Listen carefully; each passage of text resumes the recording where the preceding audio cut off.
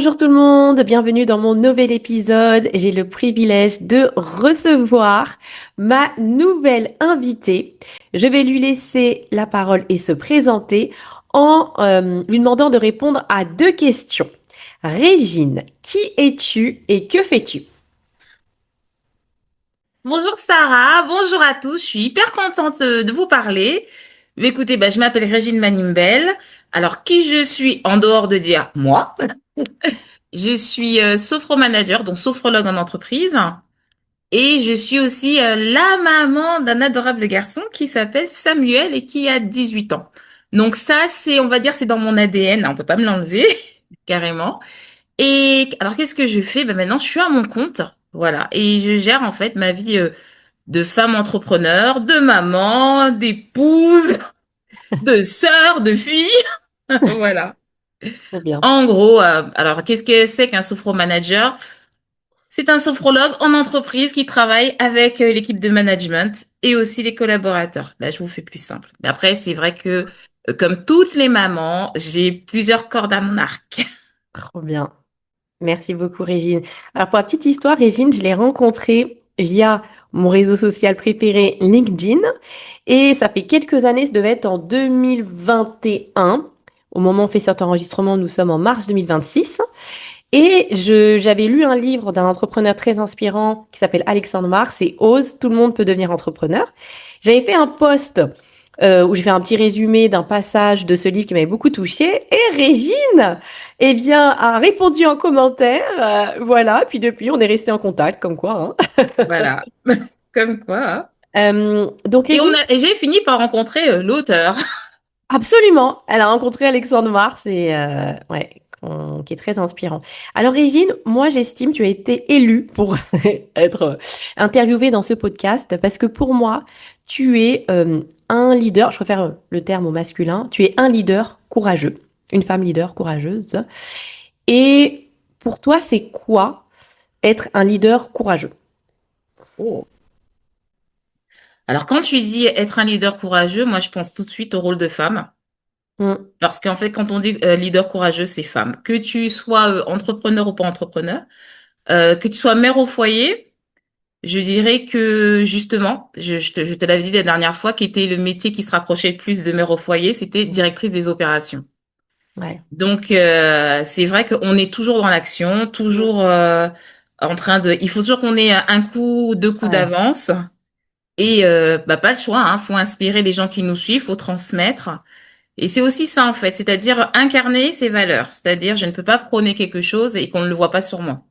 Mm, Donc pour c'est aussi ça et puis c'est savoir que tu peux tomber, savoir que tu n'es pas infaillible, que tu n'as pas la science, ce que je dirais infuse et diffuse, mm, ouais. que tu es prête à apprendre, mais ce qui est le plus important, c'est que peu importe combien de fois tu tombes, tu te relèveras trois fois plus. Mm, Je tombe une fois, je me relève quatre, c'est pas grave. wow, tellement vrai. Merci, ça te caractérise tellement. Ah, merci beaucoup, Régine. Alors, Régine, vraiment, il y a beaucoup de choses qui m'inspirent dans ton parcours, et c'est aussi le quotidien d'une maman avec ton fils, voilà, qui a certaines caractéristiques qui pourraient, il est différent sous certains aspects. Tu te bats au quotidien et pour qu'il puisse s'insérer, trouver sa place. Mhm. Donc, est-ce que tu pourrais nous parler justement des caractéristiques de ton fils bien-aimé? Qu'est-ce qu'il a de particulier? Mon lionceau, mon doudou qui a eu 18 ans au mois de février. Ah, je savais pas qu'il était si grand. Bah oui, mais c'est mon lionceau, ça reste quand même mon bébé et mon exemplaire unique sorti de mon ventre. Alors, Doudou il est autiste, il s'appelle Samuel, mais je l'appelle Doudou. Il est autiste et peu verbal, du moins quand ça l'arrange. Voilà. Il a ce qu'on appelle une dyspraxie verbale, une difficulté à s'exprimer de son propre chef. Par exemple, si tu le mets devant une vidéo pour la commenter, il va te faire des bouts de phrases, des choses comme ça.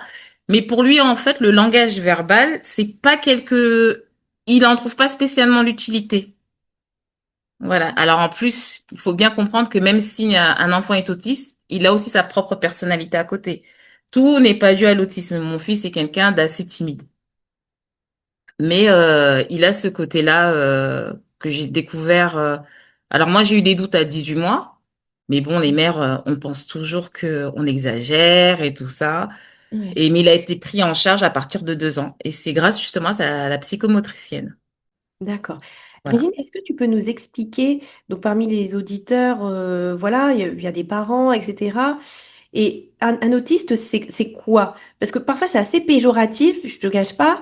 Toi, comment tu définirais un autiste de manière très simple, vraiment? Ben justement, le truc, c'est que l'autisme, c'est tellement divers. Il y a tellement divers formes. On a voulu les mettre dans des cases, Oui. mais en fait, non, c'est des personnes. Moi, à l'époque, on parlait de troubles envahissants du développement. Maintenant, on parle de TDAH. Dans 5 ans, on mettra d'autres sigles à coucher dehors. En fait, c'est un enfant qui est, comment on disait, je crois que c'est les gens des îles Tonga ou des Hawaïens qui disent Takiwatonga, qui a son propre univers. D'accord. Voilà, qui a son propre univers. Donc, tu peux avoir 4 autistes dans la même pièce et ils ont 4 formes différentes. Nous, on en a un autre dans la famille. Il a une forme qui est à peu près similaire à mon fils. Donc, déjà, en plus, ils sont vraiment cousins, mais vraiment du côté paternel. Et ils sont quand même légèrement différents. C'est pas Redman, c'est pas forcément le gamin qui a une superbe intelligence ou qui va calculer hyper vite ou qui va se taper la tête contre les murs. Qui va.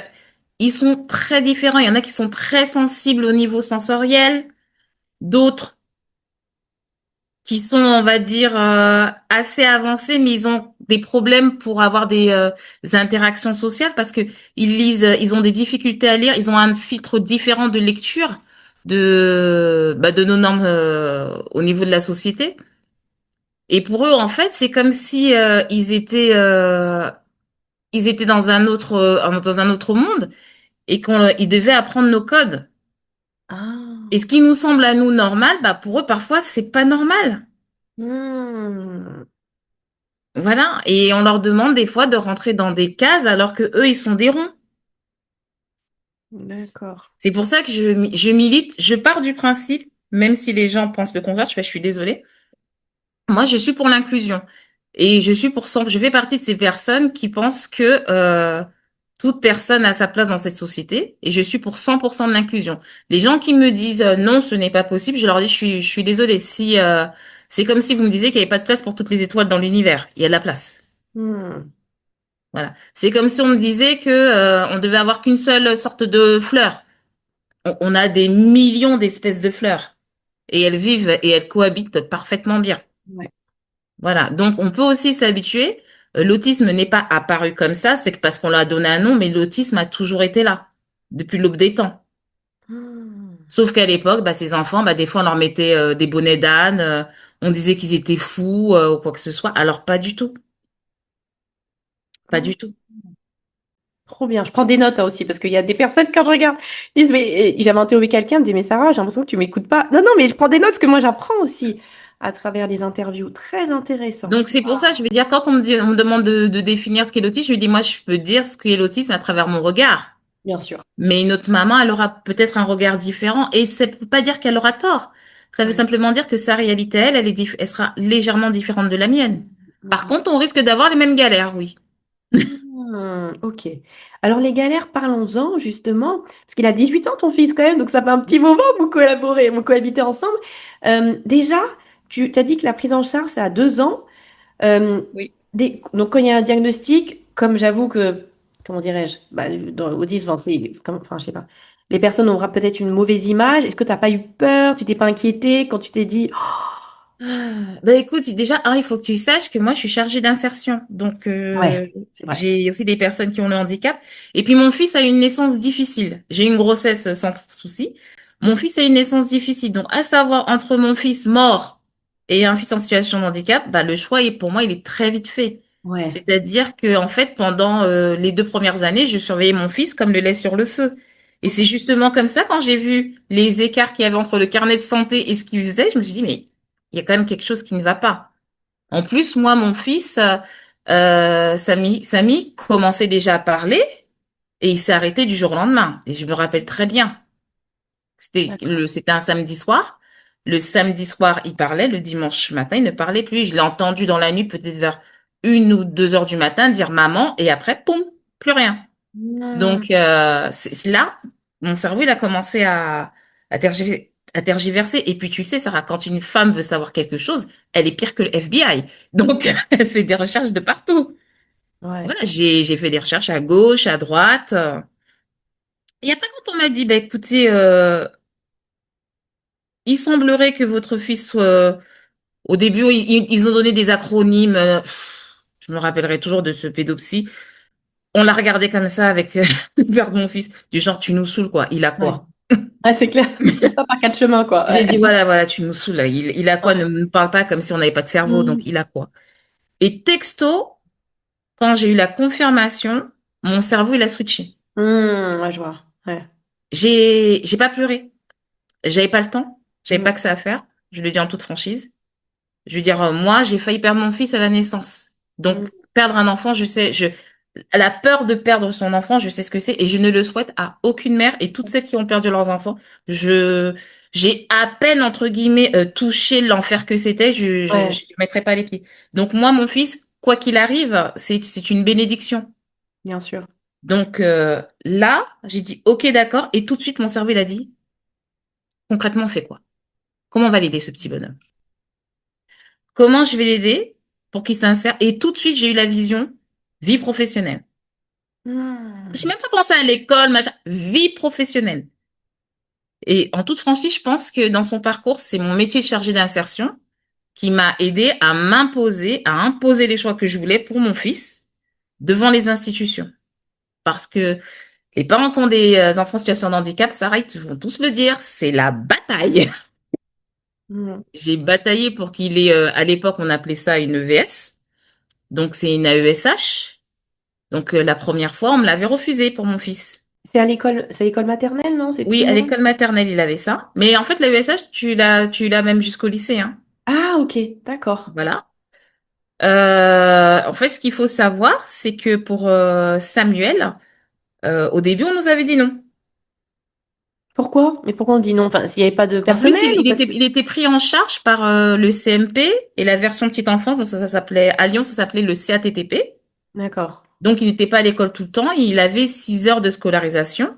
La chance que j'avais, c'est que j'ai eu l'idée de le scolariser dans la ville où je travaillais. C'était encore possible.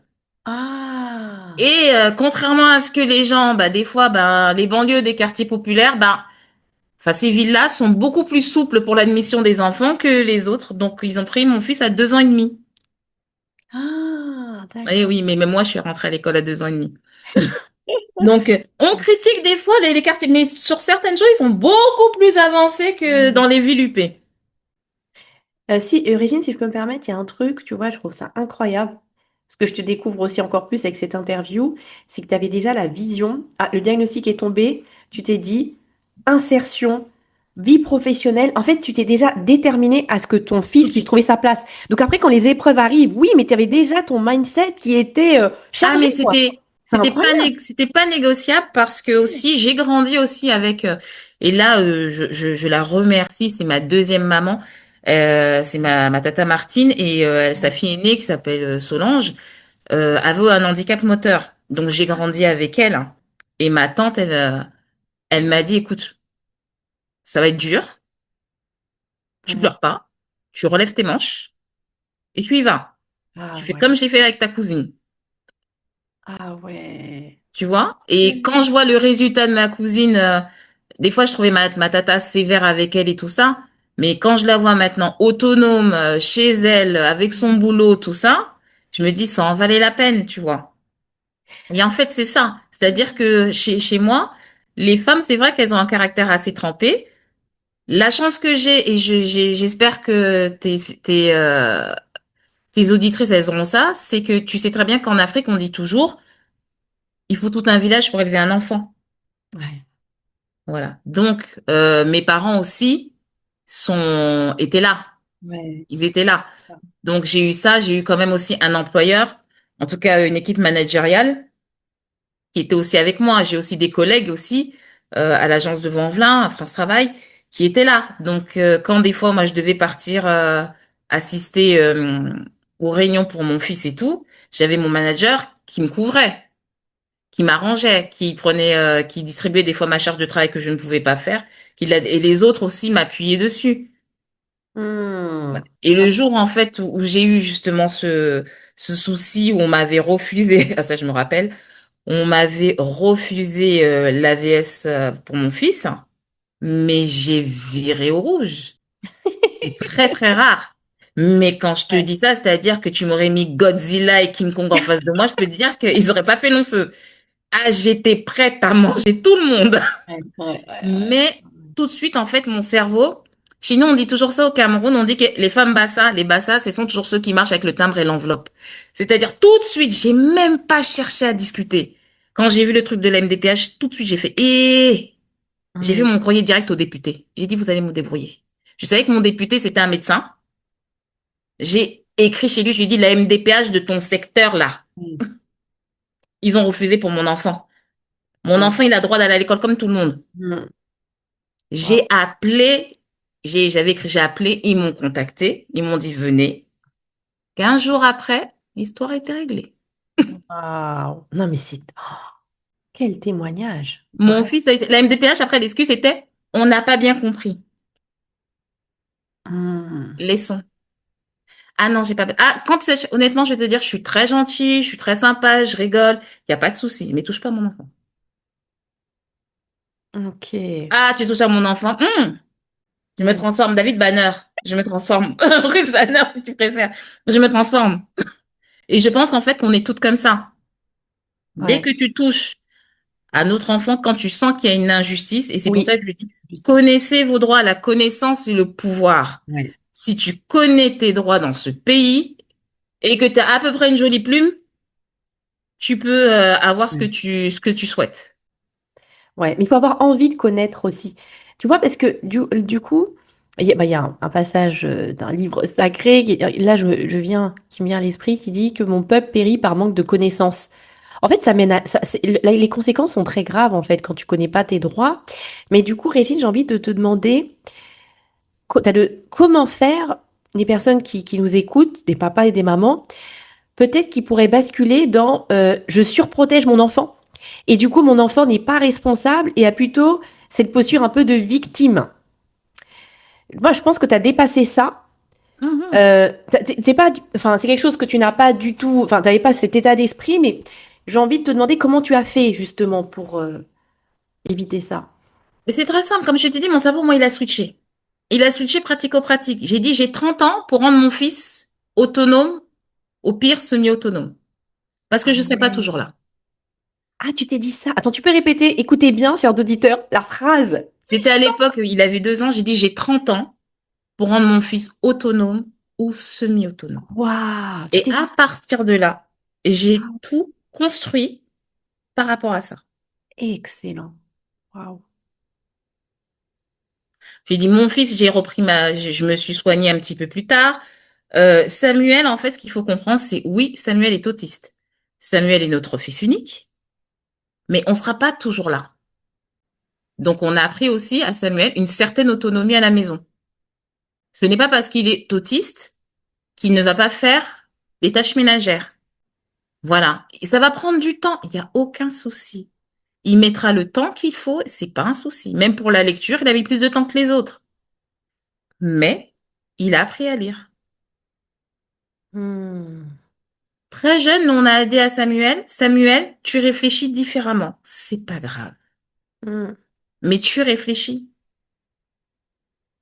Tu vas avoir un travail comme tout le monde. Mon rôle à moi, c'est d'amener Samuel dans la vie adulte et qu'il devienne l'adulte le plus responsable possible en fonction de ses possibilités. Samuel et moi, on a cette règle, c'est quoi que tu fasses, fais de ton mieux. Si tu fais de ton mieux, moi, j'ai pas de problème. Hmm. Par contre, si tu fais pas de ton mieux et que tu fais ton paresseux, hmm, Et des fois, bah, il essaye quand même. C'est Ouais. pour ça que je dis c'est aussi c'est aussi un adolescent. Il fait rouler sa mère, hein, bien comme il faut même. Ah, il sait nous avoir, hein. Oula! Elle a le mode d'emploi, le petit, hein. Ah ouais. Donc voilà, je veux dire, ne t'inquiète pas, hein, quand il veut quelque chose, Samuel, même si c'est pas verbal, s'il veut un jouet, je peux t'assurer qu'il va le mettre sur son ordinateur. Il va taper ça sur l'écran. Il va le mettre sur son ordinateur, sur mon ordinateur, sur l'ordinateur de son père, de sorte que quand on passe dans toutes les pièces, tu vois le jouet sur tous les écrans. Et là, tu te dis, ah ouais, peut-être qu'il voudrait quelque chose. Tu vois, des astuces de gamin comme ça te fait rigoler sur le tas. Voilà. Ou des petites choses, tu sais, il a envie d'un morceau de viande en plus, il va te regarder, il va te faire un sourire et tout. Mais Ouais. Ouais, ça il reste sait un dans son enfant quand regard. même qui sait quoi faire pour obtenir ce qu'il veut. Exactement. Donc, des fois, il sait que par moment, pour lui, il se dit, j'ai pas besoin de langage verbal parce que j'arrive à me faire comprendre. Mm, mm. Et tu vois, j'ai un petit témoignage à te partager. À l'école de mon fils, là, donc il a 9 ans, donc je récupère à 16h30. Je vois une petite trop mignonne. Je lui dis, ah, mais tu sais, tu faisais du karaté avec mon fils et t'étais dynamique, hein, tu bougeais beaucoup. Après, elle me dit, bah c'est normal, je suis TDAH et du coup, je peux pas me concentrer. Je lui dis, non, mais attends, je suis. Et du coup, je te parle d'un petit témoignage comme ça, Régine. Je pense que ça va te parler. Qu'est-ce que tu as envie de dire? Bah oui, elle a des problèmes d'attention. Et en fait, je pense qu'elle a besoin de se canaliser. Après, tu sais, l'école, c'est pour ça que c'est important aussi que les enseignants se disent aussi, se forment dessus. Ouais. Voilà.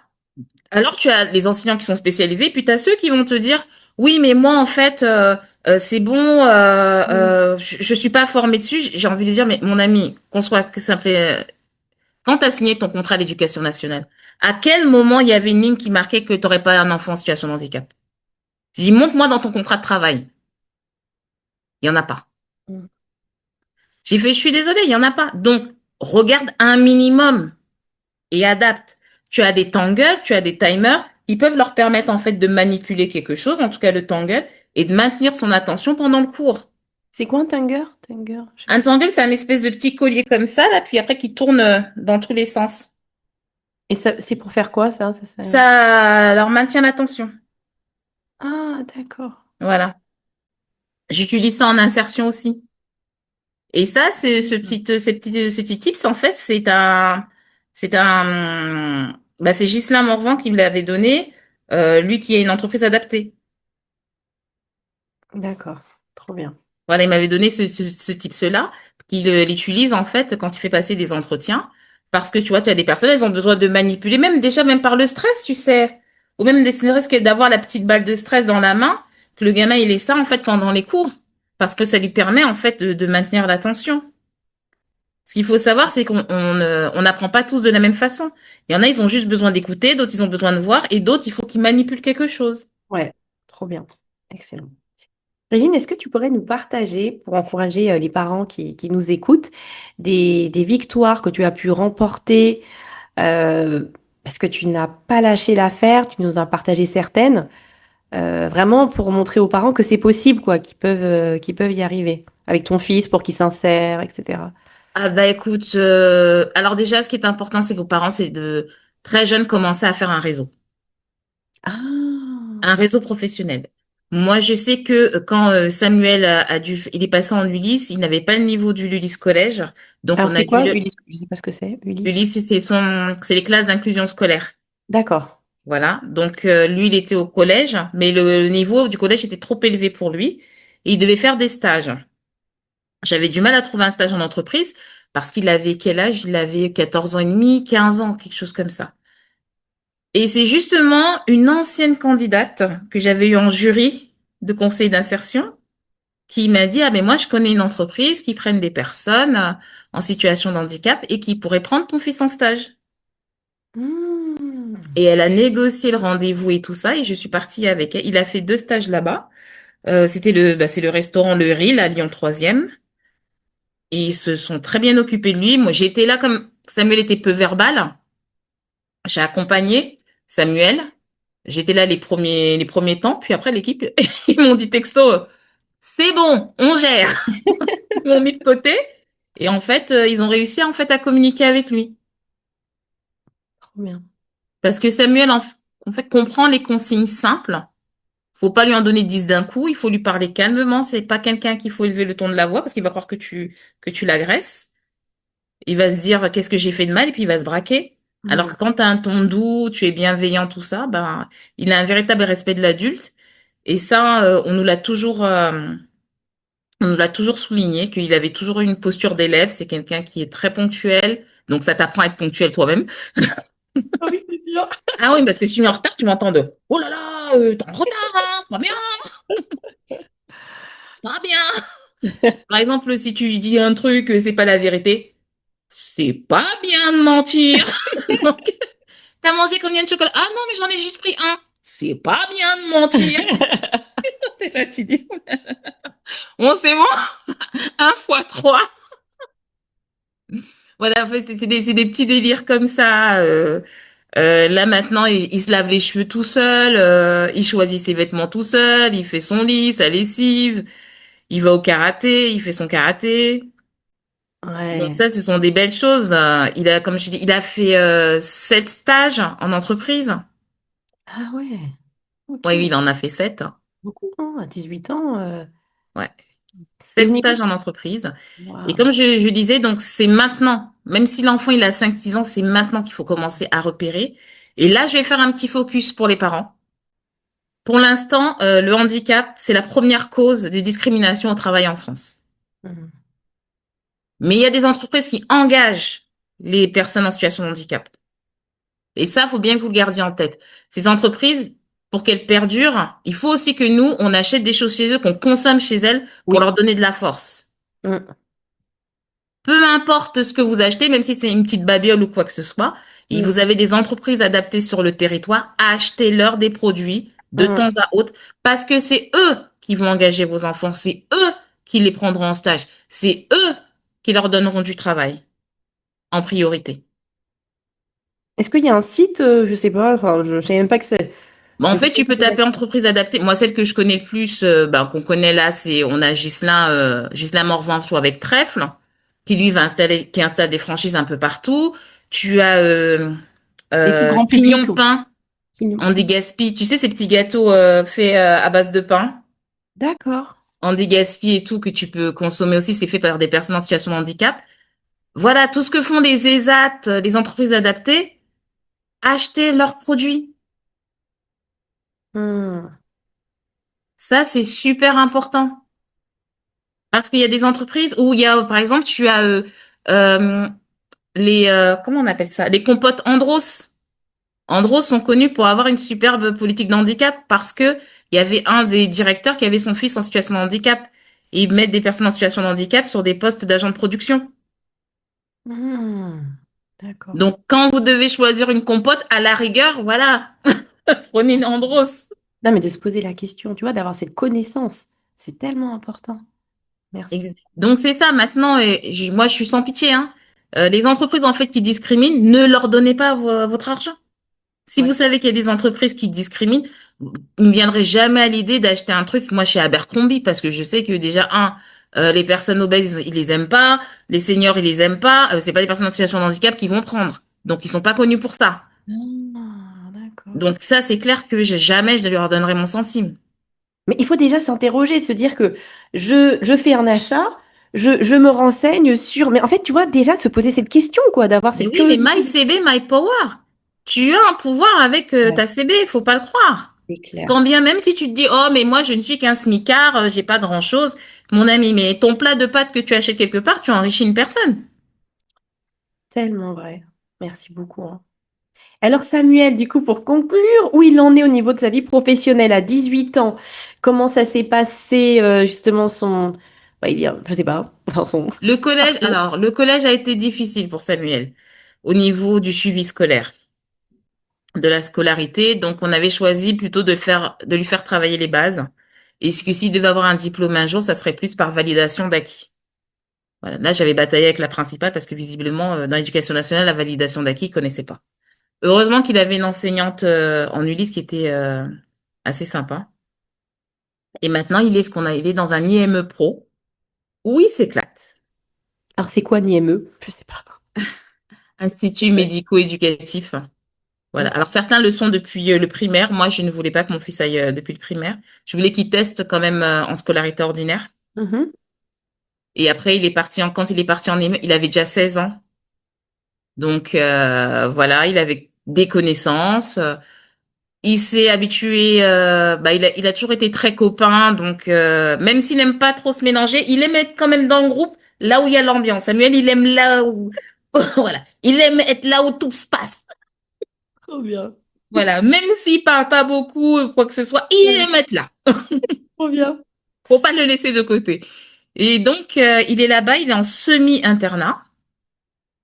Et ces petites victoires, qu'est-ce que ça va être? Tu vois, par exemple, tu m'avais demandé une victoire, c'est prendre le train seul pour aller à l'IME. Ah ouais, trop bien. Voilà. Mais ce qu'il faut savoir, c'est que je l'ai habitué très jeune au transport. Ah Très, oui. très, très, très jeune. Donc, il a pris le bateau, l'avion, tout ça. Avec nous, il a aucun souci. Mais Mhm. maintenant, comme il doit rejoindre l'IME le jeudi matin. Donc, il prend son train de chez moi. Trop bien. Il a 4 stations et il va à l'IME. Waouh, trop bien. Et est-ce que par rapport à ses aspirations professionnelles, alors je sais pas, de ce que j'ai entendu dire, je dis, je suis pas du tout bien au courant sur le sujet, mais les personnes qui sont autistes, il y a différentes formes d'autisme, mais ils ont peut-être des talents particuliers. Je sais pas. Est-ce que c'est vrai, c'est Alors, le faux? mien, alors il a des talents particuliers dus à chaque humain. Ok. Il n'est pas surdoué comme certains pour le piano, quoi que ce Ok. soit. D'accord. Voilà, il a ses centres d'intérêt. Quand je lui ai demandé dernièrement ce qu'il voulait faire comme métier, il nous a dit cuisinier. Ah ouais.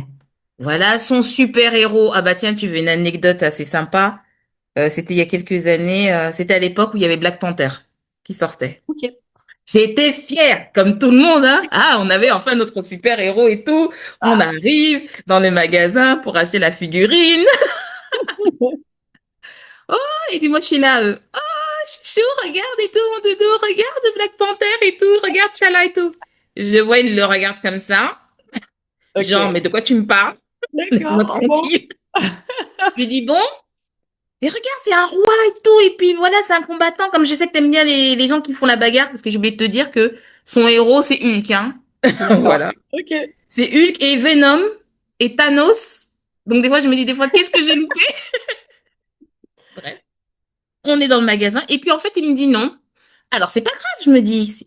On va prendre Bruce Wayne. Là, t'as vu, il y a Bruce Wayne, c'est Batman et tout, mon fils et tout. Tu vois quand même Batman, il est... Mon fils, il me regarde. Et il me dit, moi, je veux Mario. D'accord. Ok, on est Je lui dis, mon complètement. fils, entre un roi, un milliardaire, toi, tu choisis le plombier. Ok.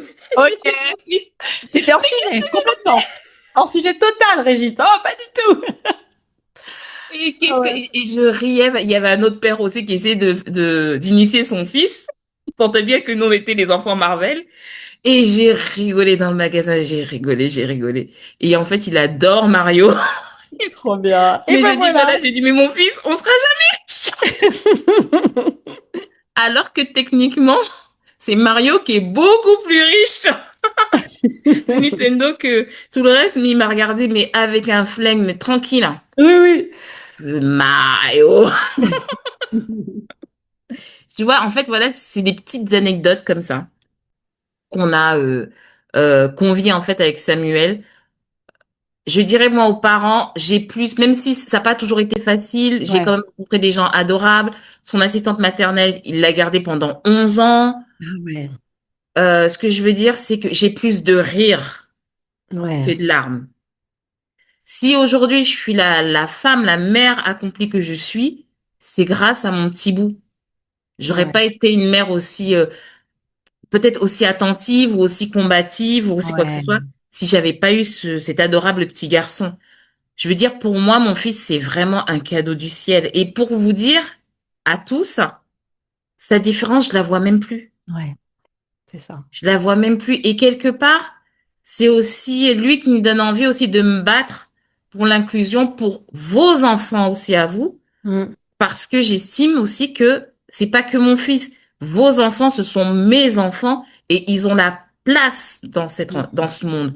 Ils ont leur place. Ils n'ont pas une place en tant qu'assistés. Ils ont une place en tant que contribuables.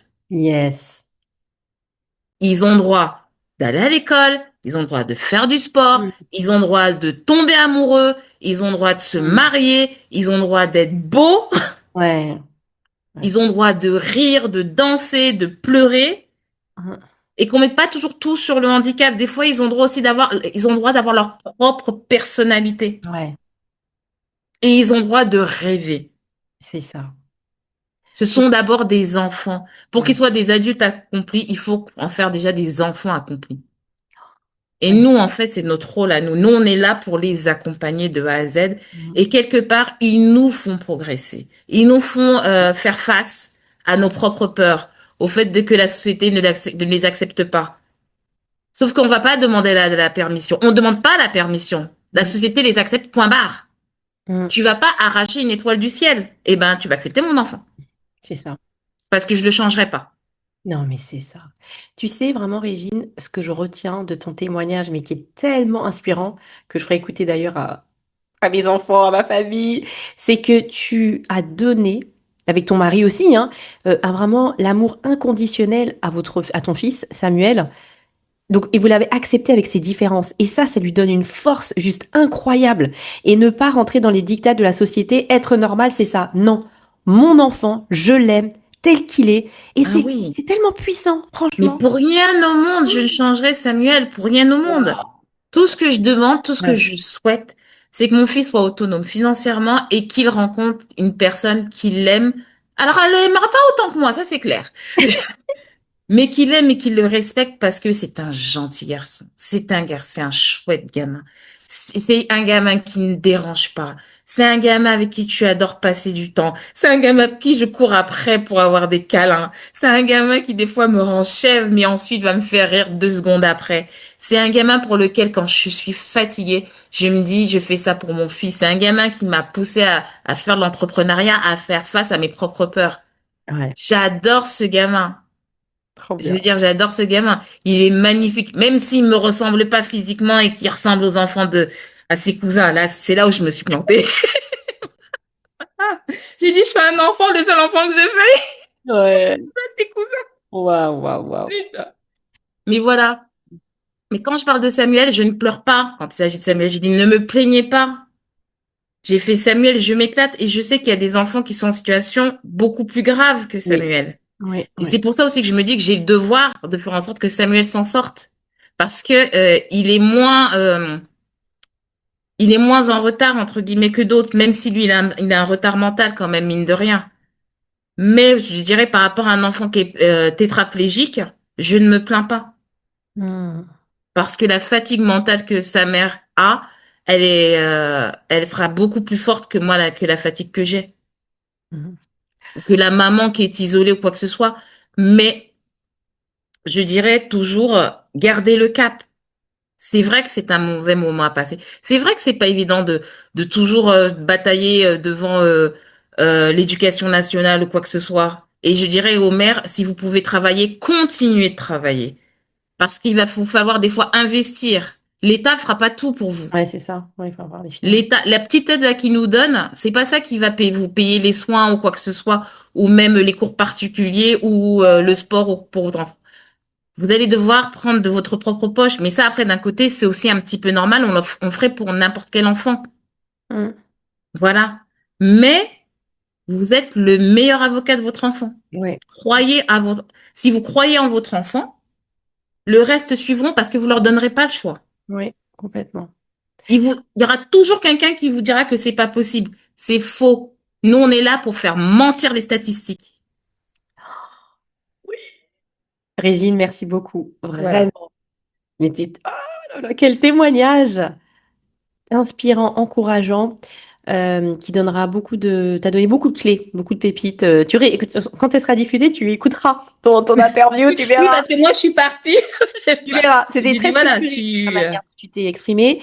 Donc Régine aussi, c'était pas l'objet d'interview, tu t'es présentée par rapport à ton activité professionnelle, donc Sophro Manager. Moi, je mettrai toutes les informations dans le descriptif de podcast pour contacter Régine.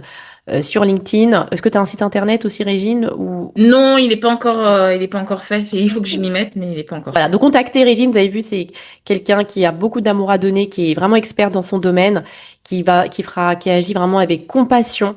Donc voilà, vraiment n'hésitez pas à la contacter et partager cette interview parce que beaucoup de personnes, des parents ont besoin d'être encouragés, même pas forcément des parents, mais des personnes qui ont vraiment des membres de leur famille autistes, etc.